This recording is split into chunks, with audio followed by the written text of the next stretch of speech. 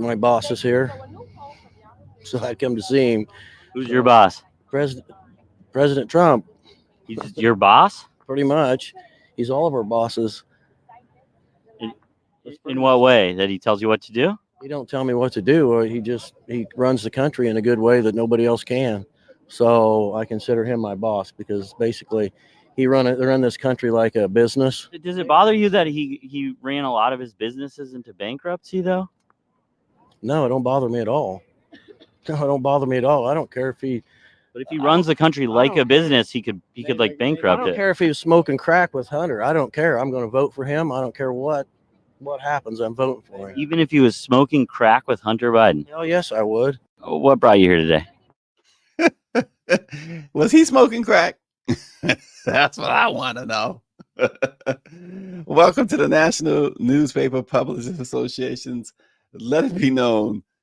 Well, I tell you, this idol worship is something dangerous, especially when it comes to politics. OMG. He said he would still vote for Trump if he was smoking crack with Hunter Biden. And I think it's a shame with Hunt Power 96 is now that was a meth head. It's a shame that they continue to Hunter Biden is an acknowledged addict. And it's really a shame that they continue to use him and his addiction in this way. It really is. And, you want to wish people, particularly those who are really trying when it comes to recovery, you want to hope that they recover and get their lives on track. And it shows you, Hunter Biden's addiction problem shows you, it's not just a certain kind of individual. It's not just a certain tax bracket, or in other words, it's not the folks in the hood that be getting high. Not just the folks.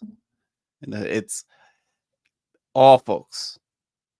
And so you wanna hope for the best for Hunter Biden and those others, many others, the millions and millions upon millions of others who have a drug addiction. And so these foolish people, and all that threw me off Power 96 because I wanted to start by saying Happy Swag Hoodie Day. That's what Friday is according to Power 96. And I wonder what hoodie. You got to tell us what hoodie you're wearing, what team you're wearing, and all that stuff.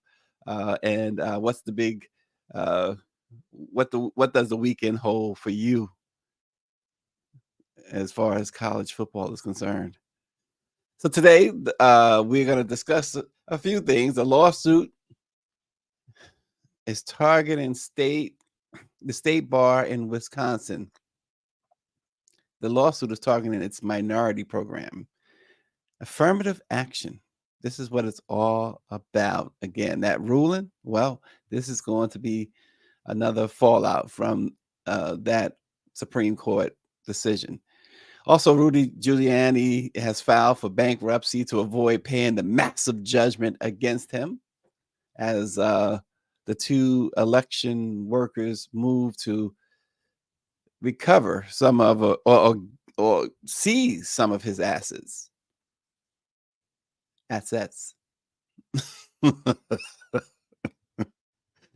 What's behind the recent wave of retirements in Congress? We're going to talk about that this morning, too. And holiday travel is already chaotic. 100 million, more than 100 million people are expected to be driving on the road, not to mention millions more at the airport. So be careful if you're going to be traveling. We're going to talk about that this morning as well. And yet another preview of what it's expected to be the twice impeached, 4 times indicted former President Donald Trump's administration. A conservative think tank led by former Trump official has filed an ethics complaint. Here's the proverbial pot calling the kettle. Filed an ethics complaint against Supreme Court Justice Ketanji Brown Jackson. Wait till you see what that's about. Southbound 3000 said hashtag JSU in the building. Ah, there you go, JSU. All right, Power 96, what you represent? What the rest of y'all representing? Grambling this week for Power 96, and HBCU football is over with, so I will be watching regular football while I make this Christmas pot of gumbo. This guy in the gumbo, always with the gumbo. It must be good. I'm sure it is. But this morning we start with a conservative law firm filing a federal lawsuit against the State Bar of Wisconsin, alleging that its diversity clerkship program is unconstitutional. The program provides summer internships for first-year law students at law firms, companies, and government offices. But the lawsuit argues that it discriminates based on race and violates the equal protection rights of law students. The lawsuit also claims that the Bar Association's collection of mandatory fees to fund the program infringes on the free speech and free association rights of those who object. This lawsuit is the latest in a series of legal challenges that target diversity and inclusion programs in both private and public sectors. The Wisconsin Institute for Law and Liberty filed the latest suit, which targeted the Bar Association's internship program. They're saying too many people of color are in this program, so therefore it is discriminatory. Isn't that something? It argues that the bar is violating the equal protection rights of law students by operating the program that is not open to all law school students and classifies applicants based on race. This is, again, a fallout from that affirmative action suit. You can expect more and more, the affirmative action decision, more and more. You can expect that. We saw in Georgia there with the young ladies there that help Black female-owned businesses. That's tied up in court. Their conservative groups have taken them to court, saying that they only give money to Black women, and they said that they had the nerve to call it racism.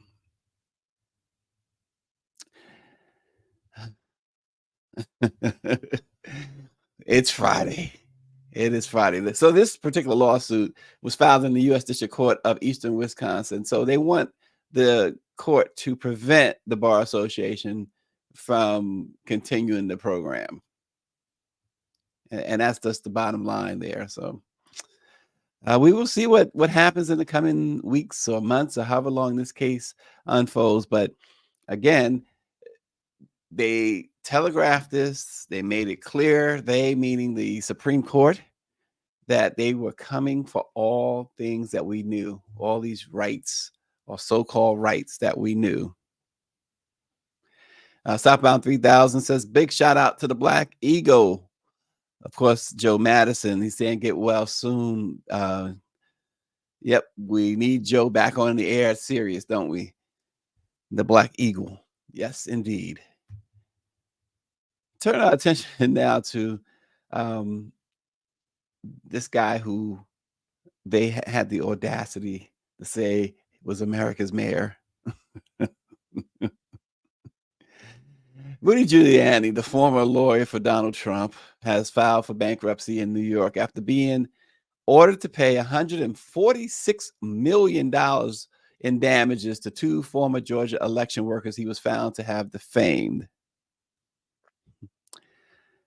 David Youngblood says, we now live in a world where the remedy to historical racist laws, culture, and mores is now the problem, without ever killing the vestiges of the 200 years of white male set-asides. Let that sit. So Giuliani's bankruptcy filing comes after a court ruled that he must immediately pay the damages to Ruby Freeman and Wandrea Shea Moss. Giuliani's spokesperson stated that the bankruptcy filing was not surprising and that it would allow him to pursue an appeal while ensuring transparency with his finances. Are you expecting transparency? Right. Angela Connolly, you're right. Bankruptcy doesn't clear his lawsuit, and they are pushing forward with trying to collect from his assets. But in addition to the almost $150 million he was ordered to pay the 2 election workers, the 2 black women, Giuliani owes about $1 million in taxes as well. The judge who presided over the Freeman and Moss defamation case lifted a 30-day pause on his judgment after the mother and daughter said they were concerned that Giuliani was trying to hide assets. And the judge went with them, and good for the judge. Good for the judge. As U.S. District Judge Beryl Howell, she wrote that, there's good cause to believe that Giuliani will seek to, quote, dissipate or conceal his assets. So that decision allowed Freeman and Moss to go after Giuliani's belongings in both New York and in Florida. So they want to get their recompense for what he did, and I don't blame them. And hopefully, it's doubtful they'll be able to collect 150 million from Giuliani, but I hope that they are able to recoup a whole lot of it, to get a whole lot of it, either through property or whatever he might hold. Whatever he might hold. Because he continues to double down on his claims against him, although he refused to take the stand, despite before the trial concluded, saying that he was going to take the stand and he was going to prove that they were wrong, et cetera, et cetera. Then he refused when he was called upon. When the judge asked whether or not you're going to testify, at the last moment, he said, no, I'm going to remain quiet until, of course, he goes outside and yaps to the press, continues to spew defamation words toward the mother and daughter. So you got to pay the piper. Giuliani, what a way to go out. What a way to go out. And if these trials against Trump goes forward, particularly the one in Atlanta, Giuliani may go out in handcuffs because he is a co-conspirator, an alleged co-conspirator in that case. And Fonnie Willis, the DA there in Fulton County, said no deal for him. She identified him and Trump and Mark Meadows as who she's not doing a plea deal with. So Giuliani may go out a pauper and in prison, perhaps where he belongs. While many members of the U.S. House of Representatives have cited frustration with the dysfunction in Congress as a reason for their departures, it is difficult to determine how much this dissatisfaction has actually affected the number of retirements, and there are plenty. Many departing lawmakers are leaving for more typical reasons, such as seeking higher office or avoiding a risky re-election bid. Additionally, recent developments in electoral politics and the timing of retirement announcements have contributed to a greater number of outgoing members announcing their intentions earlier in the election cycle. The departure of even a few House members, of course, as you know, can have an impact on the makeup of the chamber, potentially shifting it further to the left or right, depending on who succeeds them. As of this week, 33 House members have announced their retirement or have launched a campaign for another office. And this doesn't even count the resignations. Democrats account for 22 of these departures compared with just 11 Republicans. And the gap between the parties has mostly come down to runs for higher office, as 12 Democrats are seeking another post compared with just 3 Republicans. And both parties have a similar number of retirements. Democrats have 10, Republicans have 8. And we know redistricting has done its a number. This pushed other members toward the exits, namely in North Carolina, though this reality could spread to other states as their redistricting battles play out. But 3 North Carolina reps, Jackson, Kathy Manning, and Wiley Nickel, opted against re-election after Republicans in the state redrew the congressional map and made their seats far too red for them to have any hope of winning re-election. All 3 cited the new lines as the main reason they didn't run again. So it's all this stuff. And there's also, in addition to that, gerrymandering is correct, Power 96. But it's also interesting that they created in all these Republican states this what they call voting integrity offices.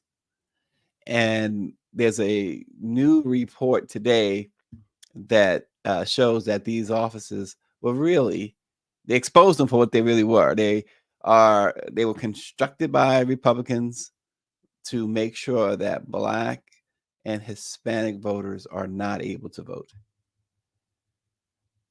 So it's a major disenfranchisement effort that has been going on and continues to go on. But it has been exposed for really what it really is, and that is disenfranchisement. So this is where things are headed. So it is Friday. It is the Friday before the holiday. So it's travel time. And as the holiday season kicks off, or kicks into high gear, we should say, because the travel is long since began. AAA and others are saying that millions are traveling, surpassing pre-pandemic levels. Airports are continue to anticipate millions of passengers every day. In fact, they anticipate a 16% increase in passengers over last year. And TSA is preparing for over 2.5 million people at airports this morning. Road travel is also expected to be congested. AAA says about 104 million people will be traveling by car, while airlines say that total number of passengers is probably going to hit 40 million during this holiday period. And then, like California with the bad weather and other places with bad weather, despite that, it's still, the Transportation Secretary Pete Buttigieg said that they believe that it's still going to be record breakers for this holiday travel. 115 million are expected to travel 50 miles or more. So it's going to be a lot going on. So if you're traveling, just be safe, travel smartly, and travel patiently. Have some patience. It's okay. You will ultimately reach your destination. I hate being on the road, and I mean there is a interstate, of course, 95. We're not too far from 95 and 495. And 495 is nothing short of a NASCAR speedway, especially at night, but in the daytime as well. If I'd usually do about 65 because that's the speed limit. And I try not to go too far over because look, I don't want y'all to be talking about me on the news one day with cop with doing whatever. I'm always looking. But if I'm doing 65 and I estimate that many cars on 495, when I travel 495, many cars, they got to be doing at least 80, 85. It is an absolute speedway. And they going in and out of lanes. Cars are not signaling. It's incredible. Then you got the trucks. What amazes me is how folks in cars, especially it seems like small cars too. You rarely see it with an SUV, but they challenge trucks. Are you kidding me? Leave these truck drivers alone, man. But travel safe, travel smart, and get to your destination to and from the way you left home. That's what we're hoping for all of you who will be on the road, in the air, on Amtrak. And if you're taking Amtrak, here's my Amtrak spot for Amtrak. They need to start paying me. If you're traveling Amtrak, take the Acela, first class. It's a comfortable ride. They serve you all you can drink, all you can eat. And they got some good booze on there. Some real good booze. So, and it comes with it's complimentary. So that's the Amtrak first class. Now, if you take Acela, that's Acela first class, I should say. But if you take Acela business class, which is nice, you have to pay for all of that. It's not complimentary. So Amtrak, let it be known, is waiting for the check. And we our next show, we expected to say, let it be known, brought to you by Amtrak Acela. Turn our attention. Here's the proverbial pot calling the kettle black. So we've heard all year long, and we've seen the receipts all year long about Uncle Clarence Thomas and his unethical behavior, taking all of these gifts from donors, Republican donors to be specific. Mom gets the guy Harlan Crow buys his mom a house and takes him and Jeannie on these expensive yachts and trips and all of that, right? We've seen it.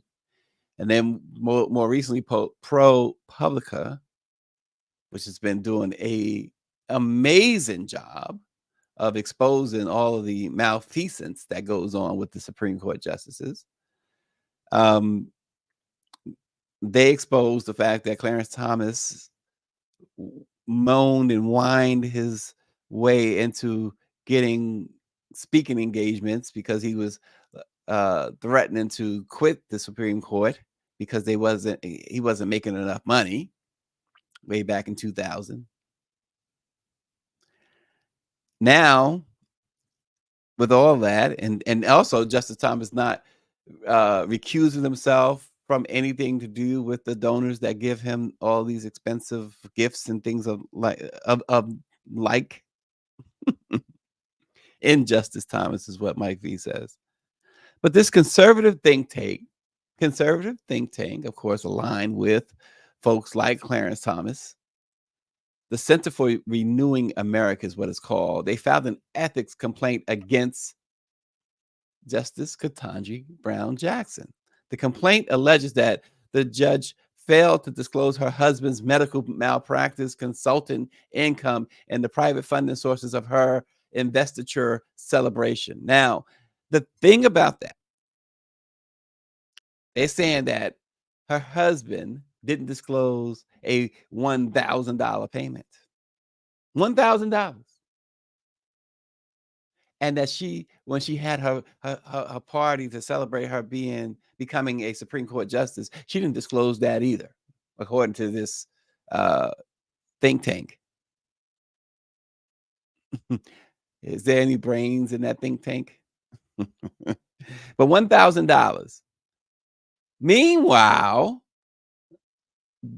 they have inoculated Uncle Clarence and the over $1 million worth of gifts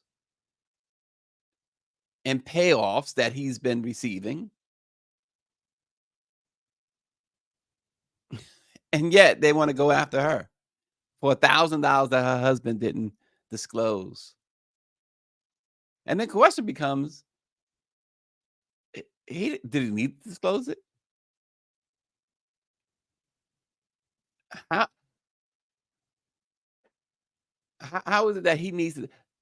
Jeannie Thomas? Miss Stop the Steal? Miss I am going to aid and abet an attack on America, i.e. the January 6th insurrection? Boy, oh boy.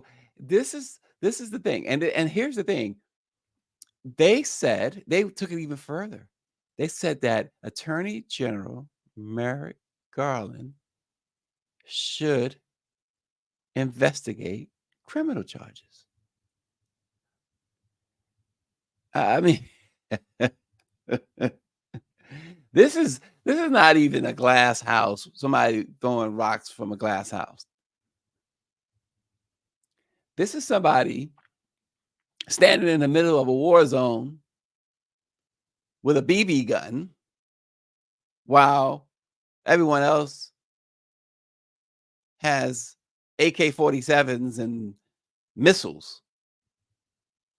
This is absurd. We have to say call it what it is.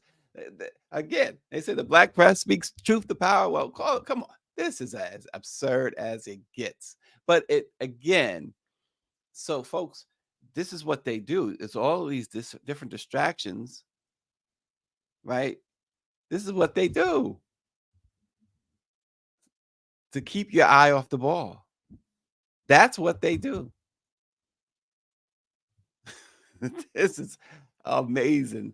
And we couldn't have picked a better picture of Judge Jackson based on what we're talking about. Because it's like, child, please. You could hear her saying that, right? Child, please. and David Youngblood mentions that Neil Gorsuch's, Justice Gorsuch's, so however you say his Gorsuch, his log cabin sale, Justice Alito's private plane trips, Uncle Clarence's millions, Jeannie's grifting with Leonard Leo, Kavanaugh's security clearance before and during the confirmation process. The Supreme Court justices, and we're not talking about Ketanji Brown Jackson because there is nothing there right now. But the justices as a whole, there's 9 of them. 6 of them at least. You can make a case that they are flaunting the fact that they are above the law. They are true untouchables. They called Al Capone an untouchable. They are a bunch of Al Capones, but in the truest sense. Unreal.